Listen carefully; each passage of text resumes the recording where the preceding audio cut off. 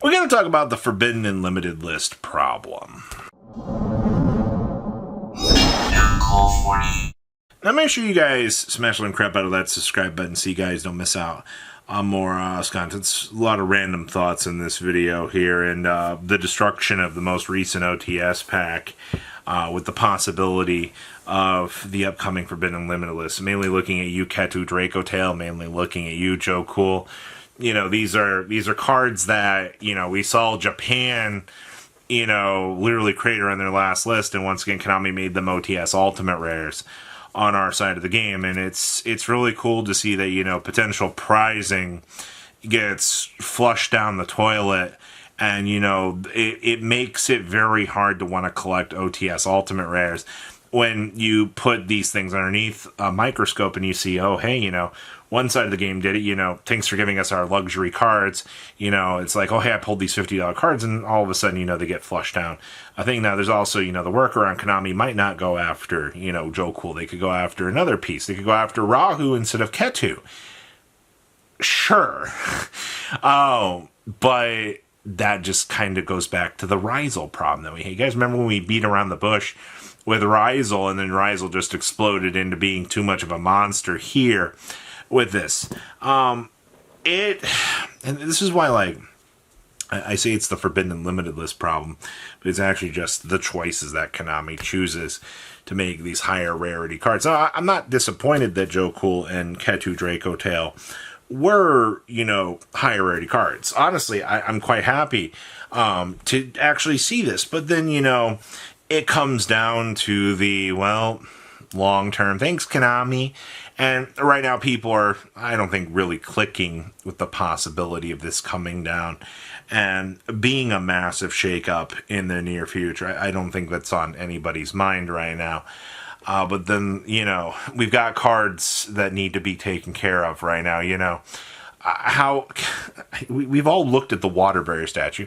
We all saw what happened, and we talked about, oh boy, you know, you could bridge into the water barrier statue off a 7 Tachyon. It didn't take a genius to realize that allowing that bridge point to exist was going to create problems, and I don't think Konami had the hindsight to see that. I think Konami's prerogative has been, we don't want to necessarily ban all 6 barrier statues, but it's when they become such a problem. I mean, look how bad Wind Barrier statue was.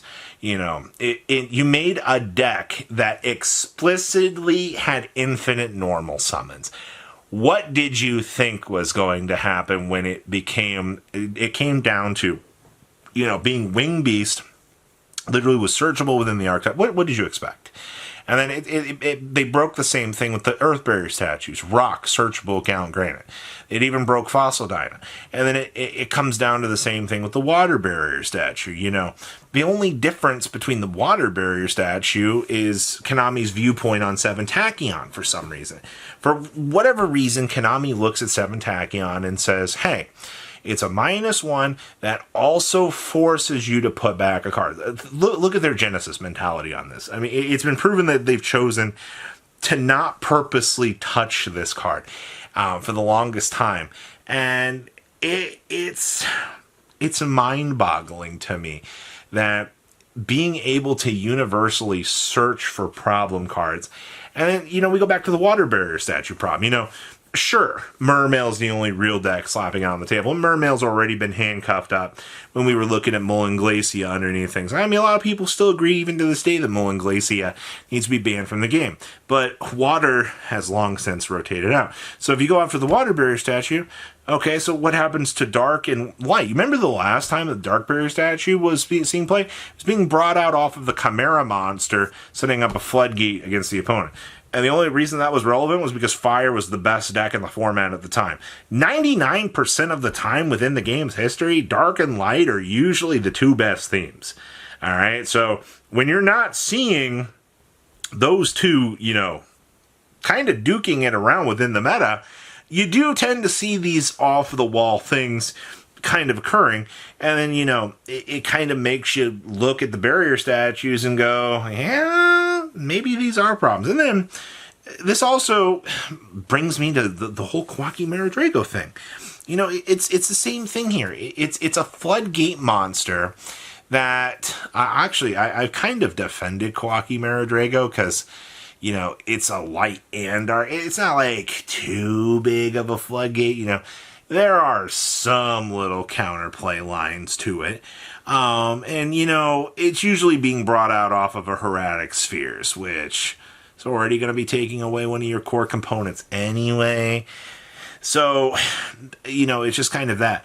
All of this comes down to the umbrella of floodgates. And we've talked countlessly throughout the years about floodgates, you know, some of them being a necessary evil. I mean, look at the current state of Rivalry Gozen, and there can only be one. They don't hardly see play at all, except for, I think There Can Only Be One was the last one that really saw play. And you can thank Vanquish Soul for that. Actually, I think there was some recent decks in OCG that was playing There Can Only Be One in the main deck. I don't remember what variant that was, but that was a takeaway. Floodgates in limited capacity, like Anti-Spell Fragments, for example. These cards can sway games, but you're not seeing them in every sort of format. It's just one of floodgates just kind of come down to the, you know, you had it, you won, and people don't like that. People want to be able to, you know, unga bunga build big board. And it comes down to the same argument every single time when we put this back underneath the microscope. You know, we see the, you know, unfair card make game not fun, but, you know, me take 25-minute turn, fuck you, I want to win the game. Yeah, same bullshit, different day. All right, control cards. Control has been really getting scrutinized really recently. You know, Stun, you know, we've lost Fossil, we lost Jowgen. You know, if you guys want my real opinion, I'm not necessarily upset with seeing them go. I mean, I'm not running around trying to play Stun. You know, I'm back on playing Sky Striker as a deck that, you know, can still do its thing. It's also not like Runic's dead. You know, we still have Inspector Border, which, by the way, I mean, surprised people haven't called for the death of Inspector. Oh, wait, they have? Yeah.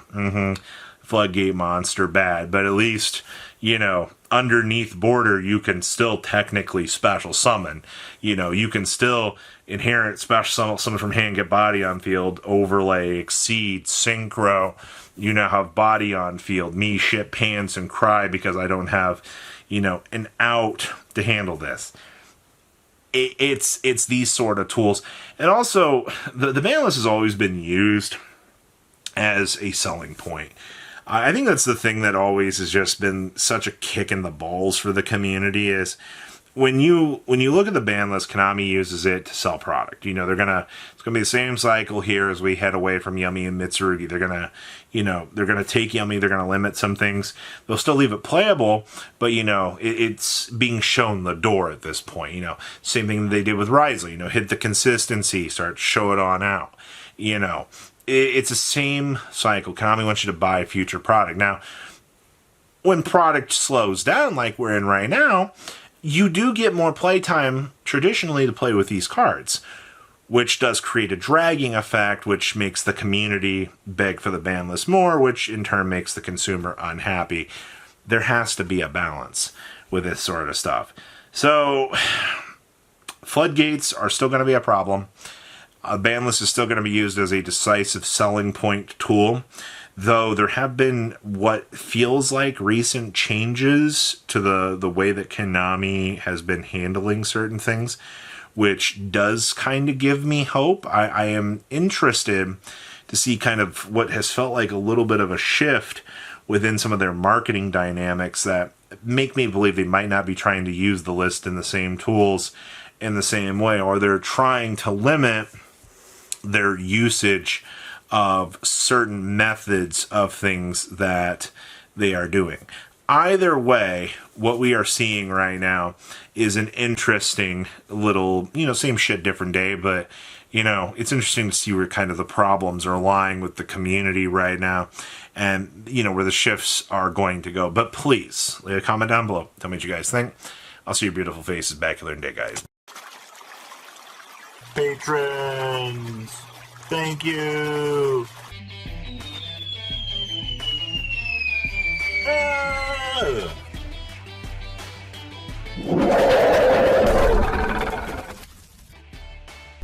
Thank you so much for watching. Check out these other videos.